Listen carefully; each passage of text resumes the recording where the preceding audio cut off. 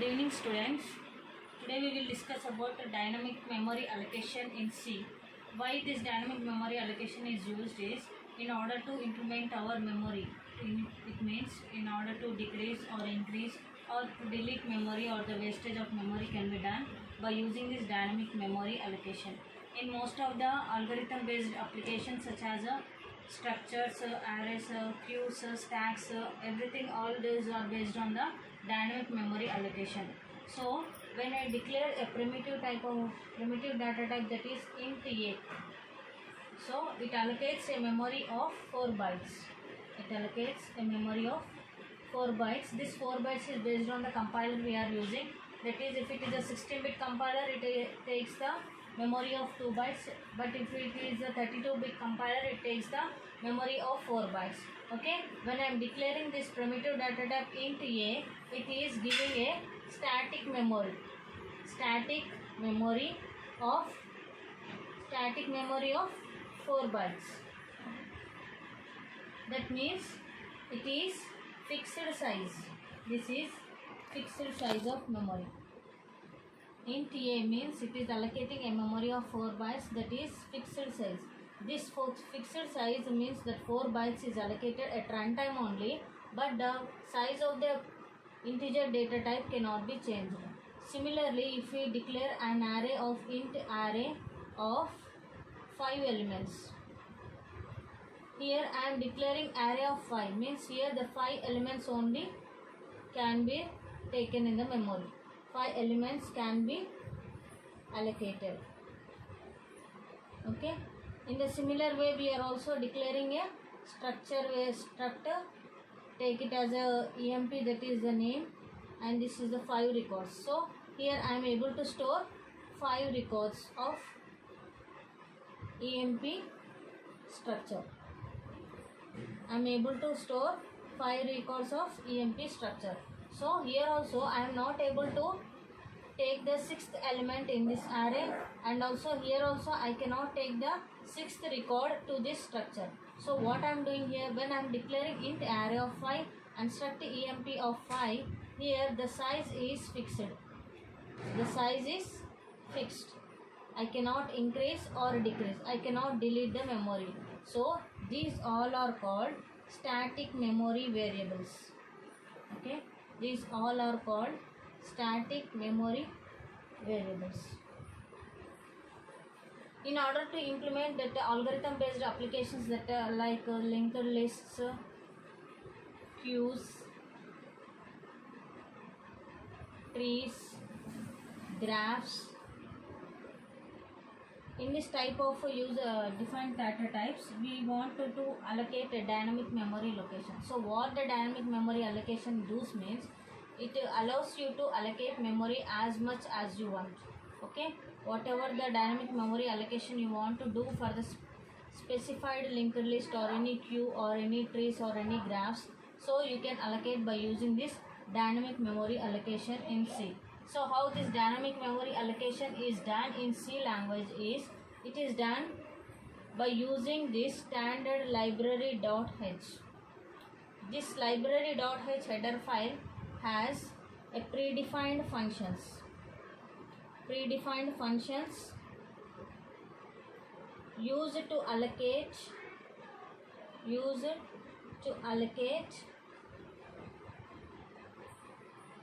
dynamic memory.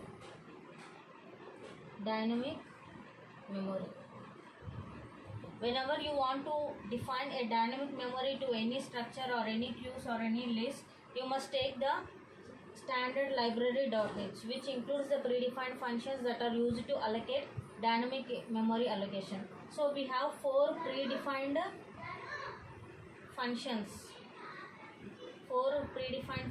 in order to allocate a dynamic memory for our linked list. So what are those 4? malloc function, calloc function,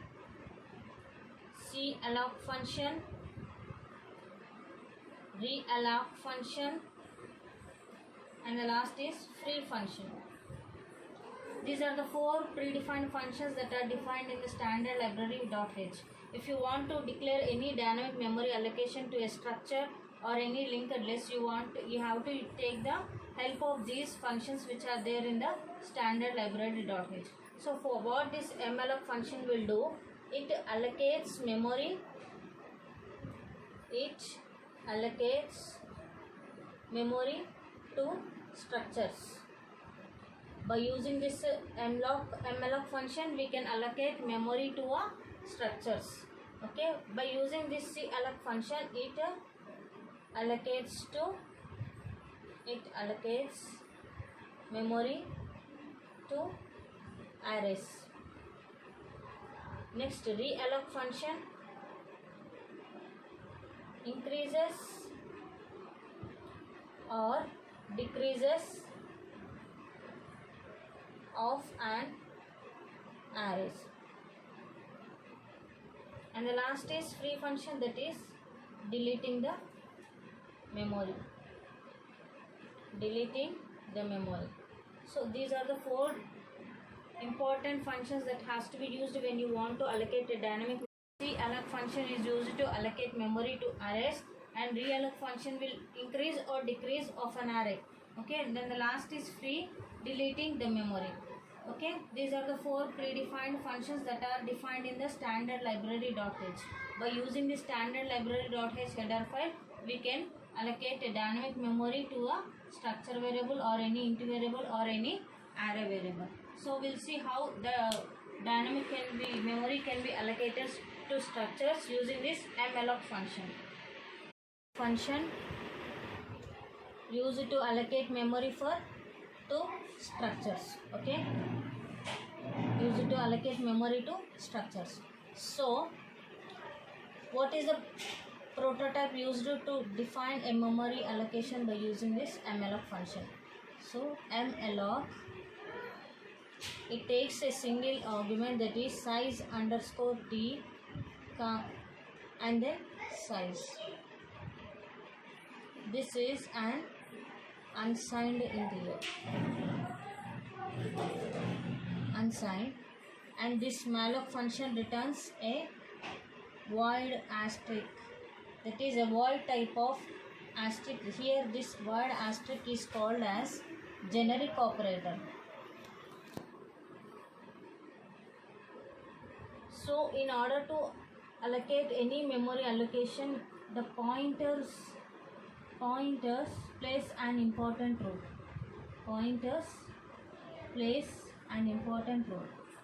Using pointers only we can allocate a memory to a structure variables.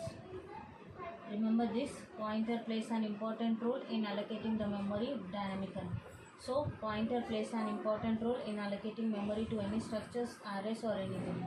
So it returns a void star, means star is nothing but a generic operator, generic pointer. This is the generic pointer. It returns the malloc function takes the variable size underscore t and size. Here unsigned means it is a positive integer. So it can take, the memory can be allocated by using only positive, means the negative integers cannot be allowed, means the memory block cannot be assigned as a negative values. It cannot take the minus 2046, it takes only the 2056, means it is a signed integer, unsigned integer. So this malloc function returns a void asterisk type. Okay, void asterisk means is nothing but the generic pointer. This generic pointer is used to take any type of the data types, that is it takes the integer, float, char and double. So it declared, in order to take all the types, all of the data types, it has taken the void asterisk, which is called as a generic pointer. So it is, we can call it as a super pointer. We can call it as a super pointer. This is how we have to declare by using the malloc function to structures, using a pointer variable, that is it returns the void asterisk. Okay, on success of the memory allocation, what it returns? It returns base address of a memory, base address of memory allocated. If my malloc function has successful and it has created some size of a block of memory. So it on success it returns a base address of the memory allocator. So it will returns the base address some 2056 or 2070, something like that. So we can tell that the address has been allocated and we can read and write the operations on the block allocated we got. So on failure, if it is failure, what happens? It returns a null pointer. It returns a null pointer. So it says that the memory is not allocated and we cannot write any read and write operations on the structure or the whatever the structure we have been declared. So here a malloc function on success returns the base address of the memory allocated. On failure it returns a null pointer. Okay, so we'll see how it has been done by using a malloc function programmatically. Let us take a structure struct emp which has a members into emp number, char, ename, float, esalver. These are the records of struct emp. So what will be the size of this struct emp int emp number? It takes the integer value and character name and the salary. So first what I have to do, I have to declare the pointer variable in order to allocate a dynamic by using this malloc function. So I have to declare a variable struct emp star ptr. This is my pointer variable which has to be taken into the malloc function. So next what happens, struct emp star pointer. So it allocates a memory to this pointer. Memory has been allocated. Okay, here what is the problem is struct emp number, ename and eself. Suppose if I say it is a 16-bit compiler, integer takes 2 bytes of memory and char will take here 20 characters and float will take the value 4 bytes. Total how much you will get? 26 bytes of memory if it is a 16-bit of compiler. But if it is a 32-bit compiler, it takes the memory of 28 bytes of memory. If it is a 16-bit compiler, the memory has to be allocated 26 bytes of memory. If it is a 32-bit compiler, it takes the memory of 28 bytes of memory. So here I am not able to define the size of memory. I am not able to decide the size of a memory.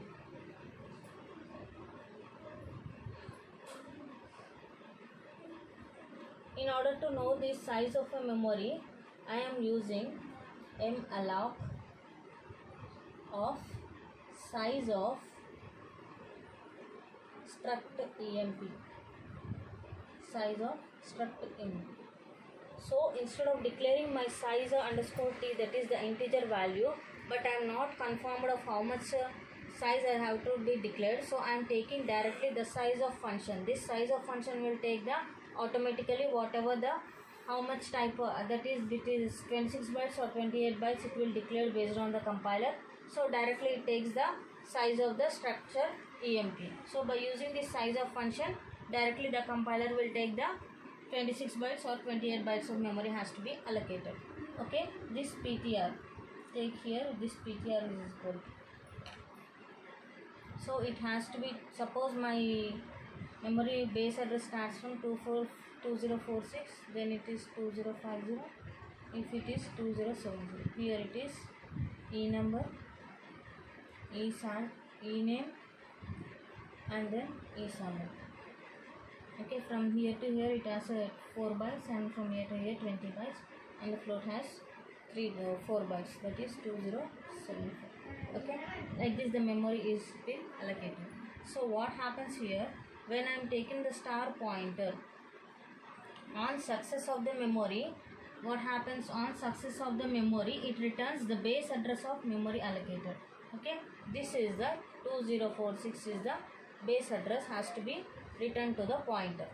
But this has been returned by using the void star. It was returned in the form of void star. This is void star is nothing but the generic pointer, but this has to be taken into the pointer. This 2046 has to be directly pointed to the pointer variable.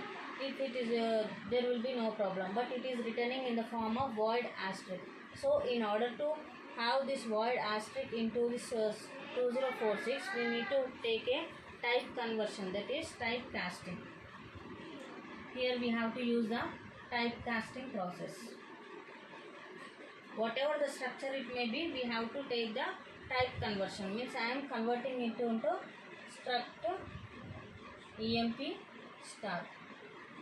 This is the typecasting function used to convert this void asterisk that is returned to this base address. So this 2046 is pointed to this E number. So first, as my size is not declared, I am taking the size of function of the struct emp, and my base address is 2046, but this base address is returned in the type of void asterisk, which is the generic operator, generic pointer. In order to take this generic pointer into this my pointer variable, I am typecasting this pointer generic pointer to this struct emp star. So this is stored into the 2046. My base address is given to the pointer variable. Here ptr is equal to struct emp of malloc size of structure. This is the sentence, this is the statement I have to use in order to allocate a memory to the structure of this type. So here void asterisk means why this void asterisk has been used. If I am declaring the struct emp, it takes only the structure of the employee table, but it will not take the structure of the student type or any linked list or any separate structure for emp and separate structure for student or any linked list or any queues. So this is the super type. So we can call it as a super type, which converts everything into based on the desire we have. So here I am able to know what was the data type I want to use to make it into conversion. So by using type conversion, I have a chance to convert my void asterisk to this structure emp type. Suppose if it is a student structure, I am able to know the structure it has to be stored into this student structure. So based on that, this void asterisk has been taken. This is, we call it as a super type pointer. Whatever the structure it may be, by using a typecasting we can take into the required structure types. Okay, we'll see a small program to understand clearly about dynamic memory allocation. malloc function to structures. First I will declare a structure struct emp. It has a member, say int e number, int char, e name of 20 variable, and float salary of employee. This is my structure. So I am starting my main hash include stdio.h hash include. In order to use my this memory allocated functions, I have to declare a header file standard library.h. Starting my main program. So first what I have to do, I have to declare the pointer variable to this structure, struct emp star pointer. Here I am not able to declare my size of a structure, means I am not sure about how much size has to be conformed to this structure. So what I have to do, by using this malloc function, by using this size of function, I am allocating memory of this structure type emp, struct emp. So in order to typecast it returns the void asterisk, okay, void star. In order to control the void asterisk to this my structure emp, I am typecasting this generic pointer, that is struct emp star. Okay, this is my important statement that has to be executed. In order to take the size of bytes, you have to store take the size of function, and this size of function will take the whatever how many bytes it wants to take. It will depend upon the 16-bit compiler or 32-bit compiler. But this malloc function returns the void asterisk, that is the generic pointer. In order to convert that generic pointer to the structure emp, so I am taking the typecasting process by using the struct emp star. So it will typecast into this pointer, that generic pointer to this struct emp type. So what it happened now, the memory is allocated by using this malloc function to this structure. So how we will know how this memory is allocated or not? We'll check the condition that if ptr is equal to null, printf memory is not allocated. On failure it returns a null pointer. I said you that on failure it returns the null pointer. If the returned value is null, so we can say that the memory is allocated and we got some error in allocating the memory. Okay, else, so if it is this equal to null, then we cannot perform any read and write operations on this structure. If it is else, means the next option, we will take the values of the employee. Printf enter employee details.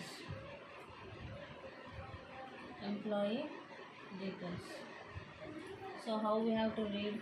By using the scanf function, that is for %d, %s and %f. So and we know that by using a pointer to a structure variable, we have to take the arrow operator, that is ptr to enumber.